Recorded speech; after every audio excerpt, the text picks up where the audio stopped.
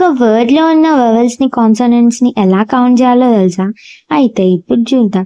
First మనం సుమా అని ఒక వర్డ్ తీసుకున్నాం. సుమాలో వవెల్స్ అనేవి యు అండ్ ఏ, కాన్సనెంట్స్ అనేవి ఎస్ అండ్ ఎం. ఇప్పుడు మనం ప్రోగ్రామ్ ఎలా రాయాలో చూద్దాం. ఫస్ట్ మనం టెక్స్ట్లో ఇన్పుట్ తీసుకున్నాం సుమా అని. Next vowels equal to AEIOU అని అసైన్ చేసాం. ఇప్పుడు v count equal to 0 and c count equal to 0 అని ఇనిషియలైజ్ చేసాం. ఇప్పుడు ఫస్ట్ CH ఇన్ టెక్స్ట్ అంటే మన లూప్ అనేది SUMA అని ఈచ్ క్యారెక్టర్ లాగా రన్ అవుతుంది. ఇఫ్ CH ఇన్ వవెల్ అంటే ఎస్ అనేది వవెల్స్లో ఉందా లేదా చెక్ చేస్తుంది. ఆ ఎస్ అనేది వవెల్స్లో లేదు కాబట్టి మనకేంటి ఎల్స్ కండిషన్లోకి వస్తుంది. సి కౌంట్ +1, సి కౌంట్ అనేది +1 అవుతుంది. అలాగే మన లూప్ అనేది SUMA వరకు రన్ అవుతుంది.